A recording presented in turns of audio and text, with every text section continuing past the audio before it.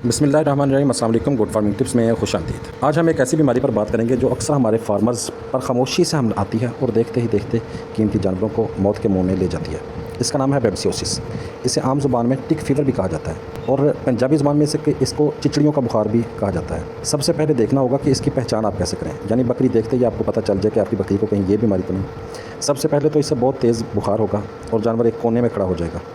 इसका बुखार 105 डिग्री से ऊपर हो सकता है और ये बुखार किसी भी इंजेक्शन से वक्ती तौर पे कम होगा, लेकिन बाद में फिर दोबारा आ जाएगा।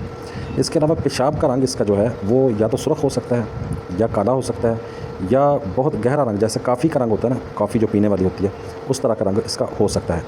और आँखों की पुतली अगर आप देखेंगे तो आँखों की पुतली इसकी बिल्कुल सफ़ेद हो जाएगी, यानी खून की बहुत ज़्यादा कमी हो जाएगी और जानवर खाना पीना नहीं खाएगा, जुगाली बंद कर देगा। अच्छा, इसके बाद देखते हैं कि ये बीमारी होती क्यों है।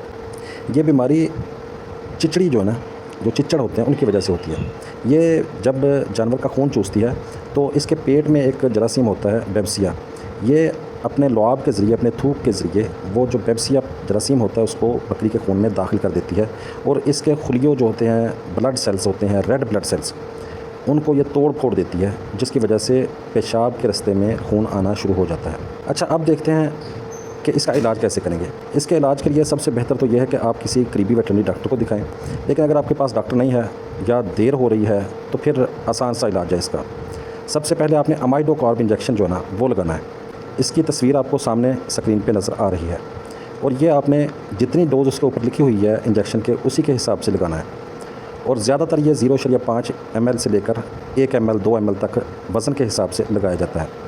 इसके साथ आप जानवर के टेम्परेचर को कंट्रोल करने के लिए फ्लूनिक्सिल मैग्लोमाइन या मेलॉक्सिकैम का इंजेक्शन लगा सकते हैं। और इसके साथ आप जो सपोर्टिव थेरेपी के लिए, ताकि जानवर जल्दी ठीक हो जाए, आप विटामिन B12 का इंजेक्शन भी लगा सकते हैं या आप आयरन डेक्सट्रान का इंजेक्शन भी लगा सकते हैं। मैं कोशिश करूँगा सबकी तस्वीर जो है वो आपके स्क्रीन पर आ जाए।